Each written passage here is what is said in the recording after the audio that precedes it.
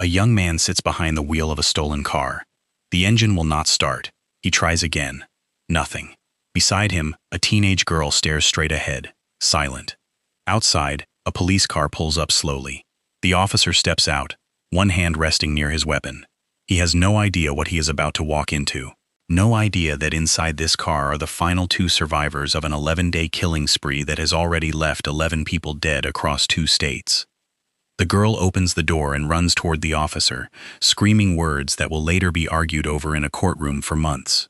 Words that will decide whether she is a victim or a killer. The young man does not run.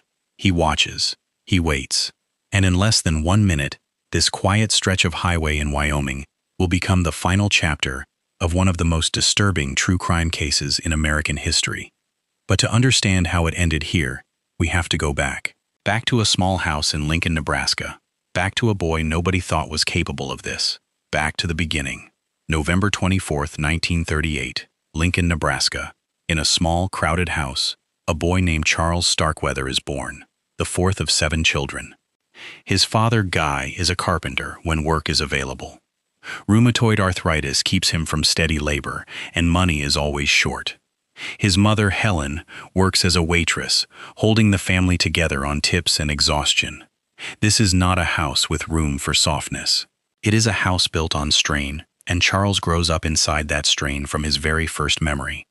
He is born with bowed legs and a stutter, 2 things that mark him as different before he ever speaks a full sentence in class. Other children notice. Children always notice.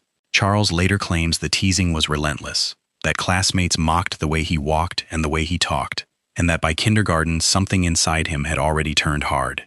He would describe himself as filled with hate, filled with rage, and determined even then to make the world pay for the way it looked at him. Not everyone agrees this cruelty was as severe as he remembered it. One of his elementary teachers later said she never saw the bullying he described. But whether the wound was as deep as he claimed or not, Charles believed it completely, and belief is often enough to shape a life. At home, things were no gentler. His father admitted, years later, in a courtroom, that he had been physically rough with Charles, that he had once shoved him hard enough to send him through a window. This was not a single incident. It was a pattern, one that eventually helped end his parents' marriage. By his teenage years, Charles had transformed. The boy once teased for his bowed legs grew stronger, and he used that strength the way many wounded children do, as a weapon. He picked fights. He targeted the same boys who had mocked him years earlier, and then he kept going, expanding his anger to anyone he simply did not like, anyone who seemed better off, better looking, more comfortable in the world than he was. His childhood friend, Bob Von Bush, would later describe him as 2 different people living in one body. One version of Charles could be warm, funny, even likable. The other could turn cold and violent without warning, especially toward anyone he saw as privileged. By the time he reached his senior year at Lincoln High School, Charles dropped out. He never finished. And by then, according to people who knew him, even his own family had started to feel a quiet fear around him, uncertain which version of Charles they were going to get on any given day. This is the boy the world would soon come to know only as a killer. But before any of that, he was simply a child, shaped by rejection, by pain he may have exaggerated or may have underplayed, and by a home that gave him no safe place to put any of it. If you have ever watched a child get written off too early, written off as difficult, as troubled, as a lost cause, you already understand how these stories quietly begin. Drop a comment below if you have seen this pattern before you finish this video. You will understand exactly how far it can go. 1956. Charles Starkweather is 18 years old, working a warehouse job, when he meets a 13-year-old girl named Caril Ann Fugate. Within a short time, the 2 become inseparable.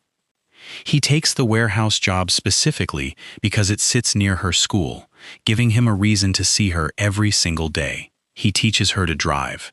He becomes, in his own words, someone who finally has something worth protecting, something worth fighting for. But this was not a relationship that softened him. If anything, Carol's presence in his life seemed to confirm every angry belief he already carried.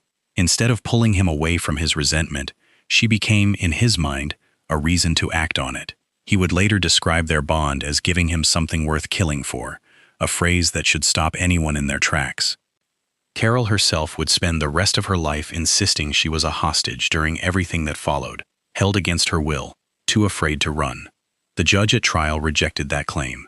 Decades later, historians still argue over how much of what happened she chose, and how much she survived. We may never fully know the truth of her role, and that uncertainty is part of what makes this case so difficult to sit with.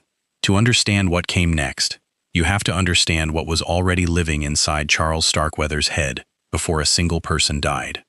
He idolized the actor James Dean, copying his hairstyle, his posture, his whole attitude toward life. He had watched Rebel Without a Cause and absorbed its message of living fast and dying young as something closer to a personal instruction manual than a movie. Author Ginger Strand, who studied his writings from prison, described a young man consumed by class envy, someone who resented wealth and comfort so deeply that it curdled into hatred. Charles developed his own private philosophy, one he repeated often: dead people are all on the same level. To him, killing was not just violence. It was a way of erasing the social distance between himself and the people he believed had always looked down on him. In the months before he ever pulled a trigger, people close to him described nightmares, hallucinations, moments where he claimed to speak with death itself. This was not a mind that snapped in a single instant. This was a mind that had been circling toward violence for a long, long time, waiting only for a reason to finally act. Put these pieces together: a boy shaped by real or imagined rejection, a young man consumed by resentment toward anyone with more than him, a girl who gave him, in his words, something worth killing for, and a private belief system that treated murder as some kind of equalizer. None of these traits alone make a killer. Millions of people feel rejected. Millions of people fall in love young. Millions of people resent the wealthy. But when all of these forces collide inside one person at the same moment, in the same fragile mind, the result can be catastrophic. And in January of 1958, that collision was about to happen. If a story like this makes you think differently about the warning signs we so often dismiss in the people around us, hit like on this video before we go any further, because what happens next changes everything. November 30th, 1957, weeks before anyone in Lincoln, Nebraska, has any reason to fear Charles Starkweather, he walks into a gas station late at night. Behind the counter is a 21-year-old attendant named Robert Colvert. What starts as a simple transaction over something as small as a stuffed animal turns into an argument. Charles pulls out a weapon. He forces Colvert into his own car, drives him to a remote stretch of road, and in the struggle that follows, shoots him. Robert Colvert becomes the first person Charles Starkweather ever kills. And here is the twist almost no one expects at this point in the story. Nobody connects this murder to Charles. Not right away. Not for a long time. He walks away from the body, gets in the car, and simply disappears back into his ordinary life in Lincoln, as if nothing happened at all. This is the turning point most people miss when they hear this story for the first time. Charles does not panic. He does not confess. He does not even seem to carry guilt the way most people would expect after taking a life. Instead, he described the aftermath as something closer to relief, even excitement. Killing Robert Colvert did not haunt him. It confirmed something he already suspected about himself, that he could take a life and simply walk away from it, untouched, unseen, unpunished. That single realization is the true plot twist of this entire case. Because from this point forward, Charles Starkweather does not see murder as a line he crossed by accident. He sees it as a door he can open again, whenever the next moment of anger or humiliation demands it. And within weeks, that door would open again. Only this time, it would not stop at one victim. If you caught that shift, the moment a first kill turns from an accident into a pattern, comment below with just one word: chilling, so I know you are still with me, because what happens next moves fast. January 21st, 1958. Charles Starkweather walks up to the Bartlett house in Lincoln, Nebraska, the home of Caril Ann Fugate's mother and stepfather. He has been told before, more than once, to stay away from their daughter. This time, the conversation does not end in words. Velda Bartlett and her husband Marion confront him again. Within minutes, both are dead, shot by Charles inside their own home. Their 2-year-old daughter, Betty Jean, is in the house as well. Charles kills her too, beating her to death rather than shooting her, a detail that investigators would later call one of the most disturbing parts of the entire case. 3 people, 1 family. gone in a matter of minutes. What happens next is almost harder to comprehend than the killings themselves. Charles and Carol do not flee. They stay in the house. They hide the bodies, Marion and Velda in an outhouse, baby Betty Jean in a chicken coop, and they remain inside that home for nearly a week, acting as though nothing has happened. When neighbors and relatives ask questions, Carol tells them the family has the flu and cannot have visitors. A note is even left on the door repeating the same lie. For 6 days, 3 bodies sit hidden on that property, while 2 teenagers sleep under the same roof. Eventually, the 2 flee Lincoln, and once they are on the road, the pace of violence accelerates in a way that becomes almost impossible to track in real time. Their first stop is the farmhouse of August Meyer, a 70-year-old family friend of Charles. There is no argument this time, no build-up, no warning. Charles shoots him with a shotgun, and they leave almost immediately. Not long after, their car becomes stuck near a country road, and 2 teenagers, 17-year-old Robert Jensen and 16-year-old Carol King, stop to help. It is an act of pure kindness, the kind of thing neighbors did for each other without thinking twice. In 1958, Nebraska, Charles repays that kindness by shooting Robert Jensen in the head. Carol King is assaulted and killed after resisting. 2 more names added to a list that, at this point, is only getting longer. Robert Jensen and Carol King had no connection to Charles Starkweather at all. They simply stopped to help. That single detail is often what makes this stretch of the case the hardest for viewers to sit with. From there, Charles and Carol arrive at the home of Chester Lauer Ward, a wealthy businessman, and his wife Clara. Also inside the home is their housekeeper, Lillian Fenkel. This is the moment the case shifts from a rural tragedy into a full-blown regional panic, because the victims here are not just anyone. Chester Ward is a prominent, wealthy figure in the community, exactly the kind of person Charles had spent years quietly resenting. Inside that house, Charles kills all 3, Clara Ward, Chester Ward, and Lillian Fenkel, through a combination of stabbing and shooting. Before leaving, he and Carol take jewelry and steal the family's car. When word spreads that a well-known, respected family has been murdered in their own home, the fear that had been building quietly across Nebraska turns into something closer to citywide terror. This was no longer a story about troubled teenagers. This was now a story about nobody being safe, regardless of wealth, status, or how far removed they seemed from danger. By the time Charles and Carol cross into Wyoming, 7 people are already dead, and neither of them shows any sign of stopping. Near Douglas, Wyoming, they come across Merle Collison, a 34-year-old traveling salesman asleep inside his own car on the side of the road. Charles shoots him where he sleeps, making him the 11th and final person to die during this spree. 11 people, 2 states, roughly 1 week. When you lay the victims out like this, side by side, the sheer speed of it is almost more disturbing than any single murder on its own. But this final killing is also where everything starts to fall apart for Charles Starkweather, because stealing Merle Collison's car turns out to be the one mistake he cannot walk away from. If this list of victims left you as unsettled as it left me putting it together, subscribe now, because next, we get into exactly how 2 teenagers who murdered 11 people finally got caught, and you will not want to miss how close they came to disappearing entirely. For nearly a week, no one outside that house on Belmont Avenue knew that 3 bodies were hidden on the property.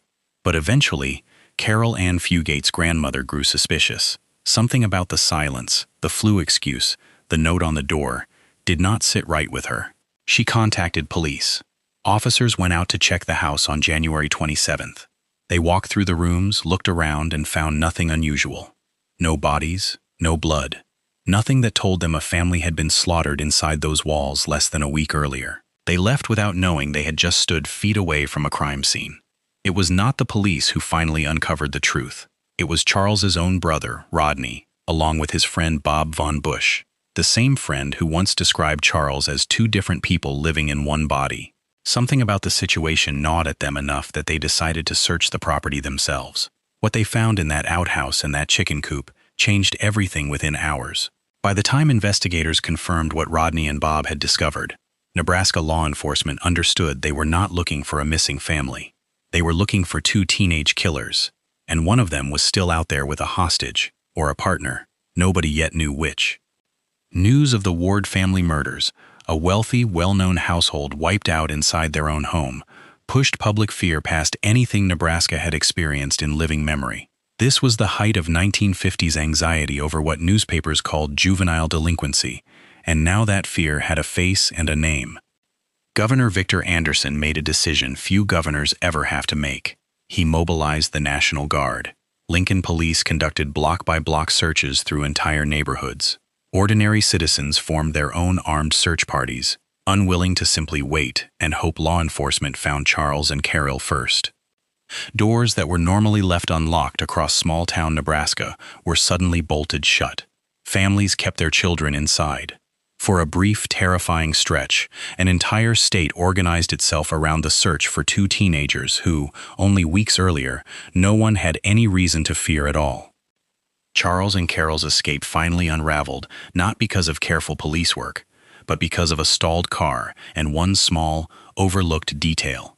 Neither of them understood how the parking brake worked on Merle Collison's vehicle, the car they had just stolen after killing him. Stuck on the side of the road near Douglas, Wyoming, a passing motorist stopped, thinking he was simply helping stranded travelers. Within moments, an altercation broke out. That is when Natrona County Sheriff's Deputy William Romer arrived on the scene, completely unaware of what he was walking into. This is the same moment we opened this video with. Caril ran toward Deputy Romer, shouting that Charles was going to kill her. Charles did not run toward the officer. He got back into the car and fled, sparking a high-speed chase that pushed past 100 miles per hour through the streets and open roads around Douglas. The chase ended when a deputy's bullet shattered the windshield of Charles's car. Glass cut across his skin, and in that instant, Charles believed he was bleeding to death. Convinced his life was ending right there on that Wyoming road, he pulled over and surrendered. He was wrong about the blood. The wound was not fatal, but that single moment of fear, the belief that death had finally caught up to him, was enough to end an 11-day killing spree that had left 11 people dead across 2 states. January 29, 1958. Charles Starkweather was taken into custody. Caril Ann Fugate was taken in separately, already telling officers the story she would repeat for the rest of her life, that she had been a hostage the entire time. Whether Nebraska and Wyoming believed her would become the next battle, one fought not on a highway, but inside a courtroom. If you made it this far into the story, drop a comment telling me whether you believe Caril was a hostage or a willing participant, because what the court decided next may surprise you. In the weeks after his arrest, Charles Starkweather told a story that placed all the blame on himself and none on Caril. He claimed he had forced her along against her will, that she had no real part in any of it.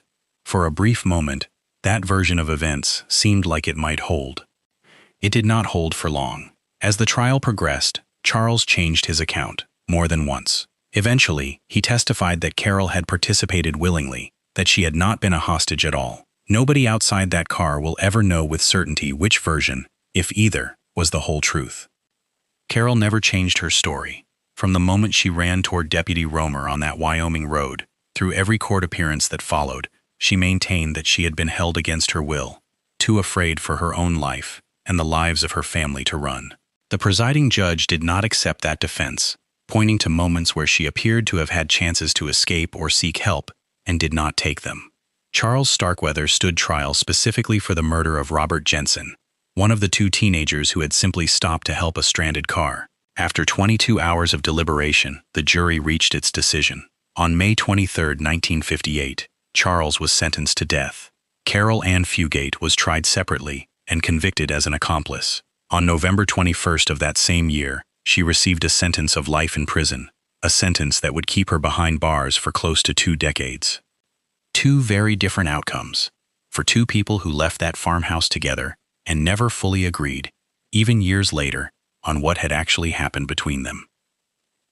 Charles Starkweather was executed in Nebraska's electric chair on June 25, 1959. Witnesses and later accounts describe a young man who showed little remorse in his final months. In a letter to his parents, he wrote that he and Caril had, in his words, more fun during the spree than at almost any other point in his life. It is a sentence that still unsettles people reading it decades later. Caril Ann Fugate was paroled in 1976 after serving more than 17 years. She moved to Michigan, built a quiet life away from public attention, and continued, for the rest of her years, to deny any willing role in the killings. The case never fully faded from American memory. It inspired the 1973 film Badlands, and later, Bruce Springsteen's song Nebraska, cementing Charles Starkweather as one of the earliest examples of what we now recognize as the American spree killer, a template that, disturbingly, later cases would follow almost exactly. If this ending feels unresolved, that is because it is. Carol spent the rest of her life insisting on her innocence, and history never gave a clean answer either way. Stay with me for the final part of this story, because there is something we all need to take from what happened here. Something that could genuinely protect someone you love.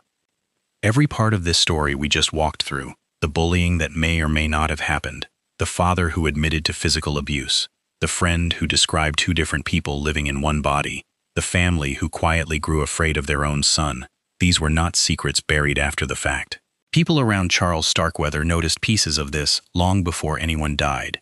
The problem was never that the warning signs did not exist. The problem is that warning signs like this rarely look dangerous in the moment. A withdrawn teenager, a young man obsessed with a movie character, a boy who resents everyone around him but still seems, on the surface, likable enough to friends like Bob Von Bush. None of that looks like the beginning of 11 murders. It just looks like a difficult kid. That is the real lesson buried inside this case.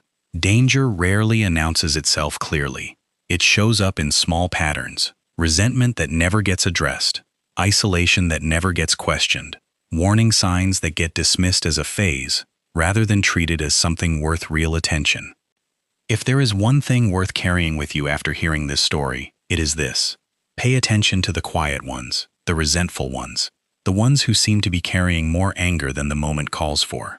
Not because every troubled person becomes a Charles Starkweather, almost none of them do, but because the few who do, very often, gave people around them more warning than anyone chose to see at the time. Stories like this one are exactly why this channel exists, not just to tell you what happened, but to help you understand why it happened, so you are better equipped to notice it if you ever see it forming in your own life. If you made it this far, you are clearly someone who takes these stories seriously, and that is exactly the kind of viewer this channel is built for. Subscribing costs you nothing, but it means everything to a channel like this trying to grow. Every single person who watches a full case like this and does not subscribe is a story we will not be able to keep telling. So if this one affected you even a little, hit subscribe right now, before the next video disappears from your feed and you miss the next case that could genuinely change how you see the people around you. And if you are choosing not to subscribe, I want to hear why. Drop it in the comments. Tell me what would have made this channel worth following for you, because your reason matters more than you think. Thank you for staying with me through the story of Charles Starkweather. I will see you in the next one.